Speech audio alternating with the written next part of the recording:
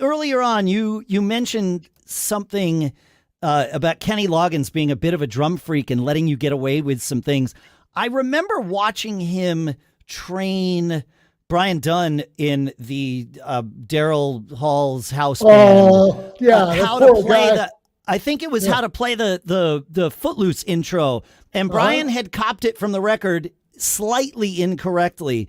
And Kenny stopped the whole thing and was like, no, it's this. And he showed him, how to play the offbeats. And Brian was like, oh, got it. Yeah, right. But it was really interesting how Kenny was like super locked in on that being very specifically correct.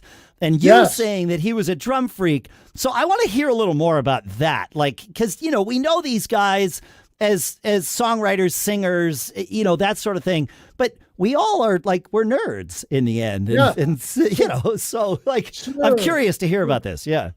Well, Kenny, I think because we had such a great communication, I could look at his back and kind of know what he was feeling, live on stage. And that, of course, I was over the course of 12 years that I was with him. But during that period, I mean, almost from the beginning, we just had that communication.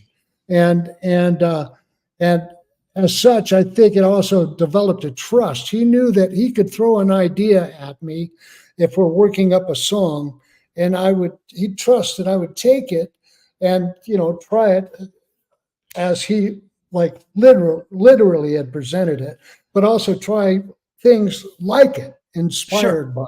Inspired. So, yeah, that makes sense. Yeah, sure. So, and he trusted my drumming, basically, and my hopefully my taste or lack of said substance. Whatever, whichever one you like. Yeah. Well, I laughingly have always said that I've got to get away with some jazz crimes on pop records as a result, stuff you wouldn't normally hear. Hey, Steve Smith made a career of it with Journey, right? Right. I know. God, I love him. I love Steve. Yeah. But anyway, so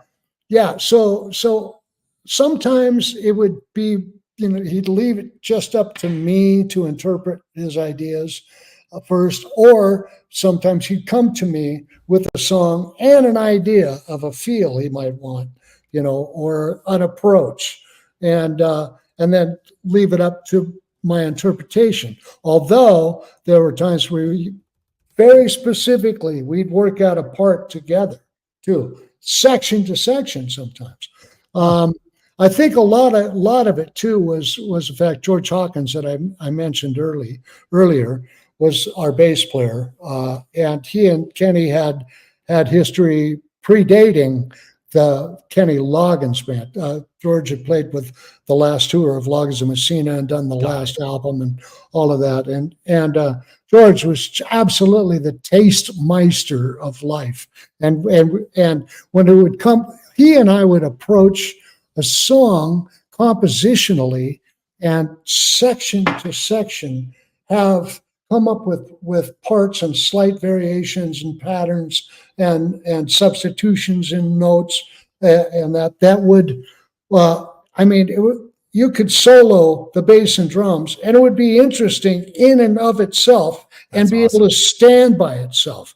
I mean, he had this uncanny ability. I'm not taking credit for that, although I did contribute some. But, sure.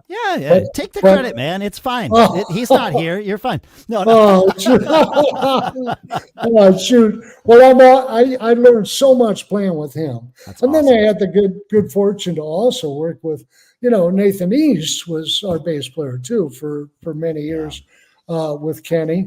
I mean, Kenny's always just had nothing but ace players. He's managed to surround himself with, and the music so interesting. His music. So and like I say, I really feel like I owe a debt of gratitude to him because he really put me on the map. As a result of those records I did with Kenny Loggins, that's why I ended up getting to work with so many producers and artists.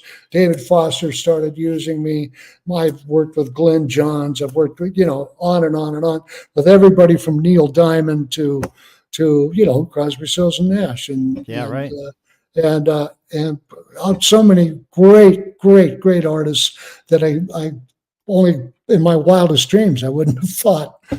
So anyway, I'm really grateful to Kenny for all of that. That's awesome.